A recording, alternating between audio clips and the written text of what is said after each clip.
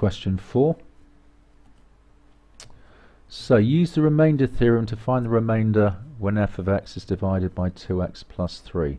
So we start off by working out what value of x will make this bracket equal to 0. So 2x plus 3 equals 0. So taking away 3 from both sides, dividing by 2, we can see that the solution to this would be minus 3 over 2. So we take that and we substitute that into the function. So we've got 6 lots of minus 3 over 2 all cubed, plus 13 lots of minus 3 over 2 all squared, minus 4, pop that into a calculator and we get 5. So the remainder would be 5.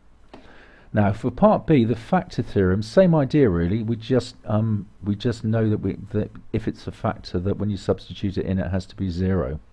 So what makes this bracket equal to 0? That's when x equals minus 2, so we substitute minus 2 into the function, and given that that equals exactly 0, we can conclude that as f of minus 2 is 0, that therefore x plus 2 must be a factor of the function.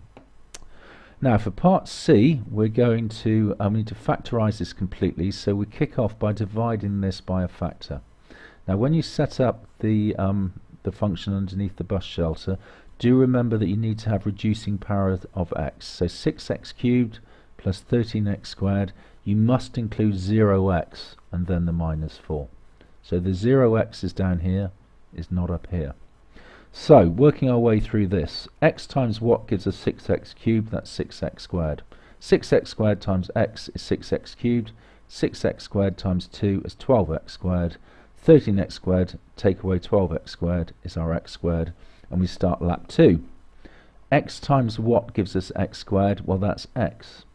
So x times x is x squared, x times 2 is 2x, then 0x take away 2x is minus 2x, and we draw down our minus 4, and then finally we say to ourselves, x times what gives us minus 2x? Well, that's minus 2. Minus 2 times x is minus 2x, minus 2 times 2 is minus 4, and this take away this is 0, and we've got no remainder as we would expect given that x plus 2 is a factor. So our first part, our first line of factorizing this is we're left with x plus 2 being a factor, and 6x squared plus x minus 2 also being a factor, and then we need to factorize this quadratic.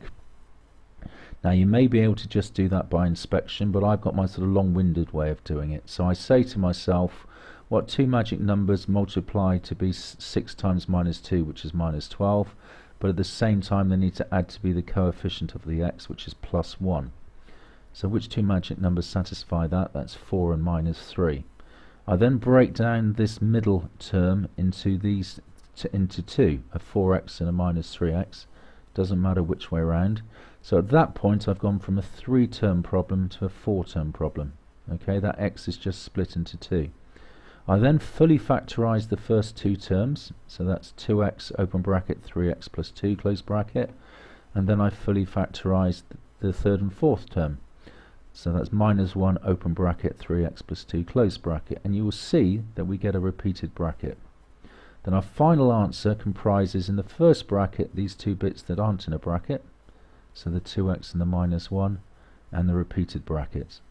So this factorizes to being 2x minus 1, 3x plus 2, so that's what I replace in down there.